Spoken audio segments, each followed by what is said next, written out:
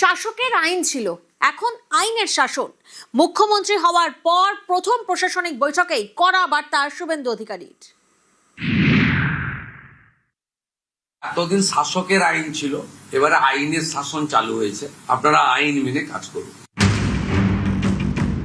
মুখ্যমন্ত্রীর চেয়ারে বসার পর প্রথম প্রশাসনিক বৈঠক।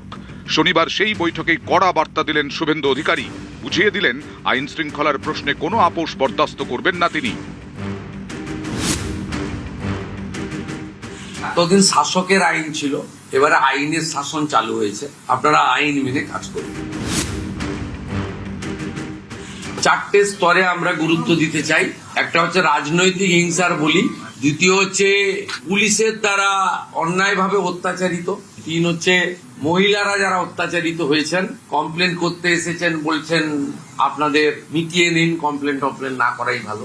এইরকম কোনো তিক্ত অভিজ্ঞতা যদি কোনো মা বোন দিদির থাকে, সেগুলো আপনারা নতুন করে কমপ্লেন দিতে পারেন। কেন্দ্র এবং রাজ্য সরকারের কোনো স্কিম পেতে গিয়ে কাউকে পয়সা দিতে হয়েছে, কাটমানি দিতে হয়েছে, ঘুষ দিতে হয়েছে, সেক্ষেত্রে আমরা দুটো ইলেকট্রনিক্স ডকুমেন্টকে এনকারেজ করেছি। একটা হচ্ছে পেটিএম এ পেমেন্ট, আর একটা হচ্ছে অ্যাকাউন্ট ট্রান্সফার, আরটিজিএস এনএফটিএস করে টাকা ট্রান্সফার।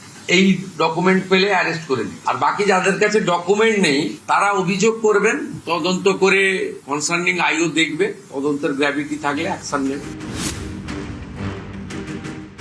কাছ থেকে অটো, টোটো, হকার, এদের কাছ থেকে কোনো তোলা, সিন্ডিকেট কেউ তুলবেন না। কোনো অবৈধ টোল, হকারদের কাছে কালেকশন, সাফাই কালেকশন ইত্যাদি বৈধ রসিদ ছাড়া কেউ তুলবেন না। কেউ যদি টাকা চাইতে আসে আপনারা সোজা থানায় যাবেন, থানা আপনাদের প্রোটেকশন দেবে।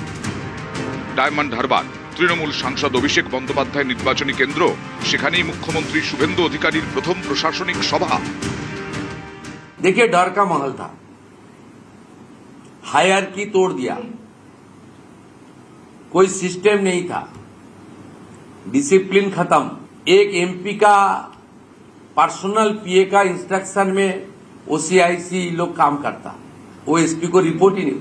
कुछ अरेस्ट, कुछ एक्शन एसपी को एक दिन बाद पता चलता, ये हो गया, वो हो गया। ये तो सिस्टम नहीं है। নিউজ 18 বাংলা।